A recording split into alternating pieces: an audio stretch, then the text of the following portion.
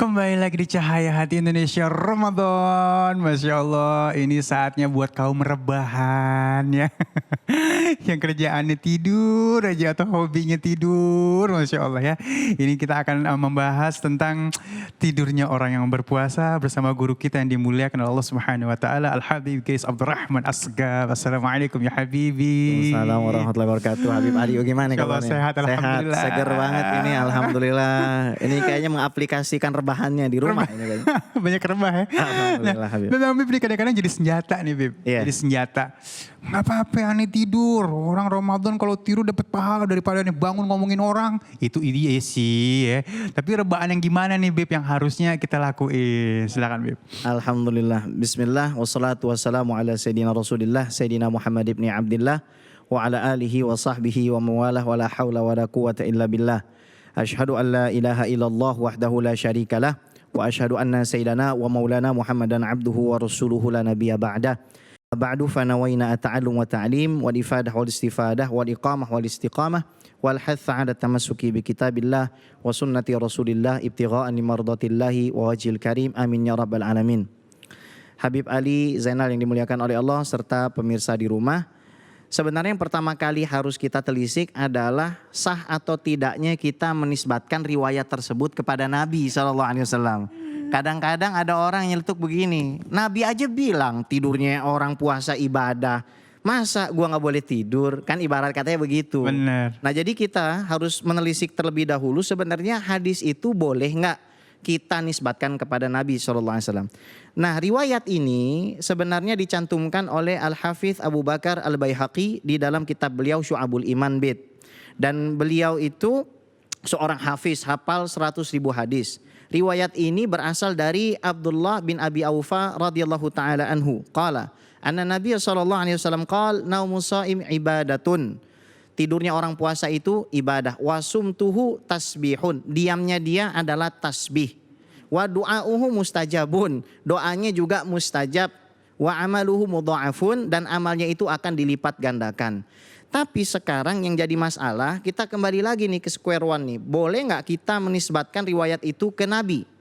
Ternyata usut punya usut, Al-Hafiz Al-Baihaqi radhiyallahu taala anhu justru malah mengatakan di dalam hadis itu ada dua transmitter atau dua periwayat hadis yang lemah. Yang satu namanya Ma'ruf bin Hasan. Begini Bib, ibaratnya Anda gampangin dah. Misalkan ada orang ngabarin ke kita rumah kita kebakaran. Tapi ini orang kita nggak tahu siapa. Kita nggak tahu lahirnya kapan. Orang mana juga nggak tahu. Orang mana nggak tahu. Kan akhirnya kita ragu. Bener kagak nih? Bener. Nah akhirnya yang satu lagi tambah parah namanya Sulaiman bin Amr An-Nakhai. Dikatakan Sulaiman bin Amr An-Nakhai oleh sebagian kritikus hadis seorang wadda' atau orang yang suka memalsukan hadis. Allah. Tukang ngibul ibaratnya ya. Iya, ibaratnya kalau kata orang Jawa nih isuk dele sore tempe. Pagi masih kedele, sore udah jadi tempe tuh orang. Nah makanya kita nggak boleh sebenarnya kata para ulama mengatakan ini hadis Nabi. Tapi meskipun bukan hadis Nabi, ternyata maknanya benar. Kita cuma nggak boleh bilang ini hadis Nabi, tapi maknanya benar. Yuk kita lihat. Tidurnya orang puasa ibadah. Justru Nabi Muhammad SAW di dalam hadisnya yang sahih mengatakan, "Man kana yu'minu billahi wa bil yaumil akhir falyakul khairan aw liyasmut." Barang siapa punya iman kepada Allah dan hari akhir, hendaknya dia berkata yang baik atau diam. Diam ini kan tidur. Emang ada orang tidur ngomong? Bener. Kan kagak ada Bib. Ibaratnya tuh orang tidur dia berbuat apa aja sudah tidak di mahalu taklif. Kalau dia berbuat dosa betul-betul dalam keadaan tidur pun tidak akan dihisap sama Allah. Karena betul-betul akalnya itu nggak intek sama pikirannya. Artinya dia nggak paham atas apa yang dia lakukan.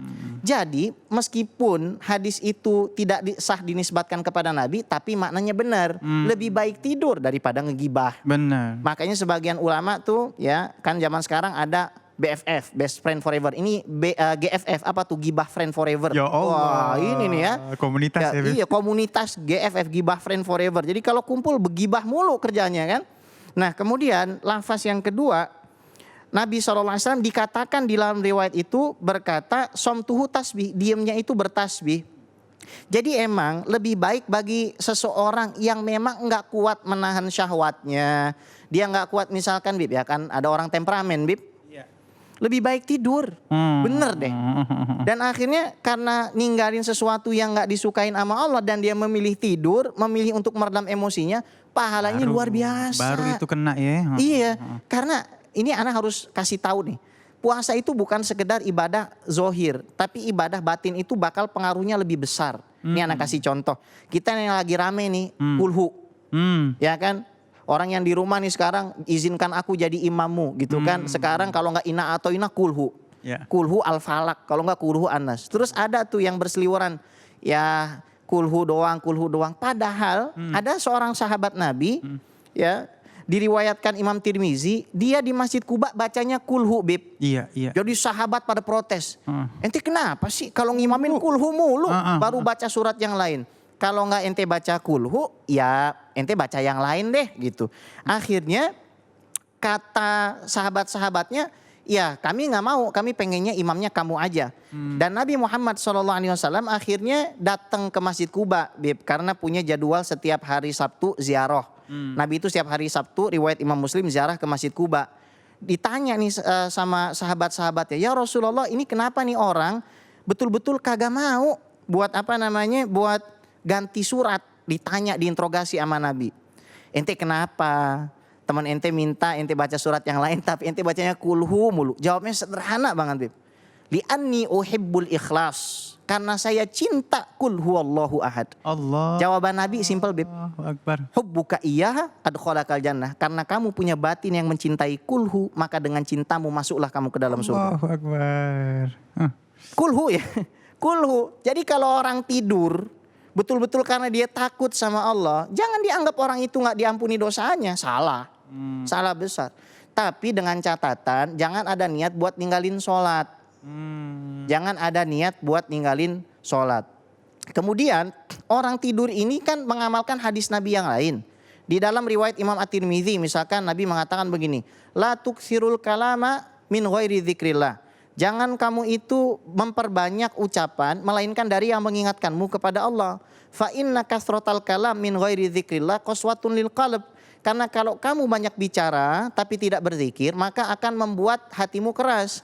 Wa inna ab'adan nasi ilallah al-qalbul al-qasi. Orang yang paling jauh di sisi Allah, di dalam riwayat ini dikatakan bukan orang yang mohon maaf pernah mabuk-mabukan, pernah berzina, pernah berbuat dosa, tapi orang yang hatinya keras disebabkan karena terlalu banyak bicara. Makanya guru kami Maulana Syekh Ali Juma' Muhammad Abdul Wahab di Mesir, beliau memberikan tips gini, Bib. Jadi orang itu ketika berpuasa, ya paling enggak dia menghalangi dirinya dari beberapa hal. Yang pertama qillatul ta'am, sedikit makan. Kemudian qillatul kalam, sedikit bicara. Qillatun niyam, sedikit tidur. Wa qillatu mukhalatatil anam, sedikit bersendagurau, katakanlah bersosial dengan hal-hal yang tidak bermanfaat dengan manusia. Dan kata para ulama lagi, ternyata orang yang berpuasa ini memiliki sedikitnya 3 akhlak Allah, Bib. Allah tidak butuh makan dan minum, kita diajarkan untuk tidak butuh makan dan minum. Allah Subhanahu wa taala tidak berhubungan dengan nauzubillah ya, sebagaimana pemahaman yang kita ketahui, Allah itu tidak beranak dan tidak diperanakkan, tidak butuh istri, ibaratnya begitu. Kemudian Allah Subhanahu wa taala juga tidak katakanlah minum, jadi tidak makan, tidak minum, tidak membutuhkan kepada pasangan. Kita menahan sesuatu yang sebenarnya halal, tujuannya adalah Habib supaya kita dimudahkan untuk menjaga diri kita dari hal-hal yang diharamkan. Ibaratnya begini, makan sama minum itu kan diperbolehkan, Bib, di luar bulan Ramadan di tengah siang hari. Kemudian berhubungan suami istri juga diperbolehkan. Nah, dengan kita menahan hal-hal yang tadinya diperbolehkan, diharapkan kita mempunyai malakah atau kemampuan lebih di dalam menghalangi diri kita dari melakukan hal yang diharamkan. Jadi kayak kita ini Ramadan ini kayak universitas gitu, Bib. Kita di training. Dan sebagaimana sudah pernah saya sampaikan, sebenarnya life goal-nya puasa itu adalah justru pada saat kita menahan rasa lapar. Jadi ketika perut itu sakit, nahan rasa lapar, kemudian tenggorokan itu haus kering, Bib. Ya Allah, sebenarnya kita reaksinya tuh, alhamdulillah dosa saya lagi dihapusin.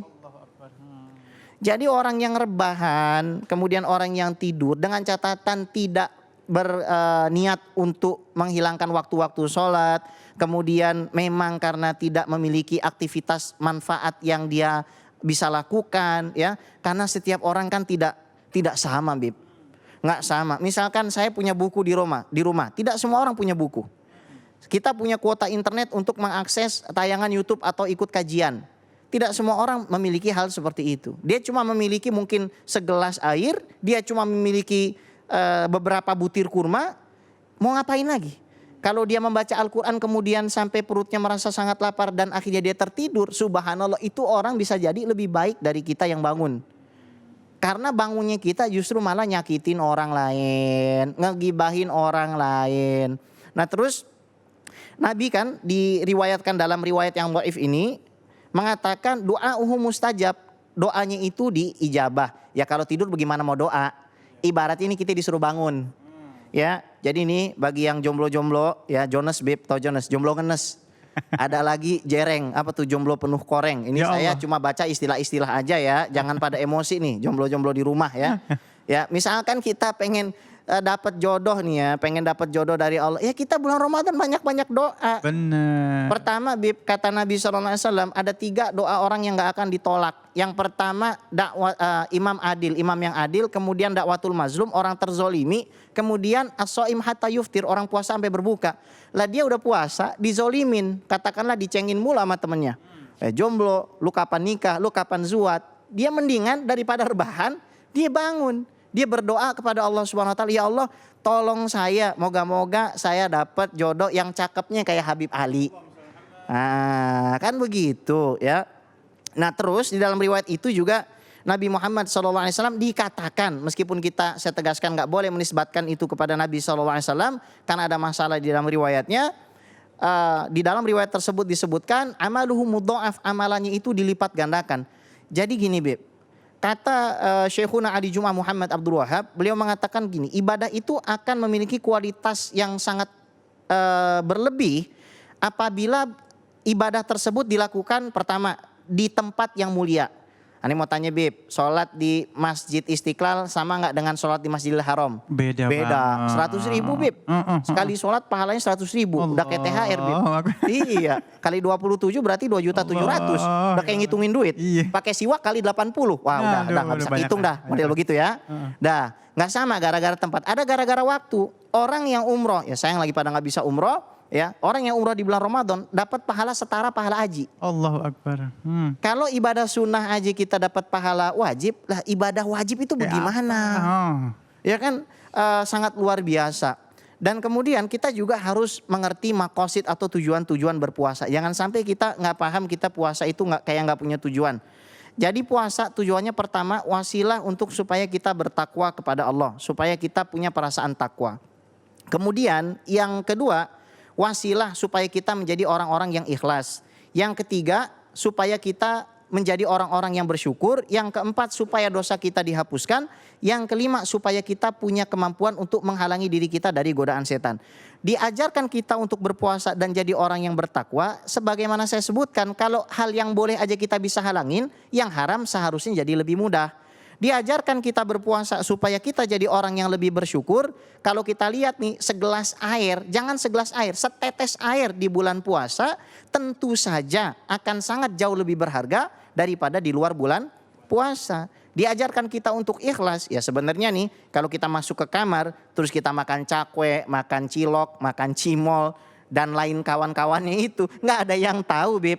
Nggak ada yang tahu kecuali Allah Subhanahu wa taala. Tapi kita diajarkan oleh Allah Subhanahu wa taala berpuasa supaya kita jadi orang-orang yang ikhlas. Artinya apa? Di dalam hati kita ini tidak ada tujuan melainkan Allah. Dan saya kutipkan perkataan Syekh Ali Jum'ah yang terakhir, as-salik la yaltafit. Orang yang menuju Allah Subhanahu wa taala hendaknya dia tidak menoleh. Dan puasa ini adalah jalan tol bagi kita menuju Allah Subhanahu wa taala. Kalau misalkan hari-hari kemarin kita masih loyo, marilah malam ini kita mulai semangat beribadah kepada Allah Subhanahu wa taala. Masya Allah, terima kasih ya Habibi ya. Kalau mau rebahan, mau tidur diniatin karena ibadah kepada Allah Subhanahu Wa Taala ya. Jangan rebahan, udah nunggu maghrib daripada tidur aja dah tidur. Jangan ya, niatkan karena ibadah. Insya Allah baru dapat pahalanya ya. Baik jamaah yang dimuliakan oleh Allah Subhanahu Wa Taala, nanti kita akan melihat kisah-kisah Nabi yang insya Allah akan disampaikan oleh guru kita Syekh Fikri Thorik. Jadi tetap bersama kami di Cahaya Hati Indonesia Ramadan.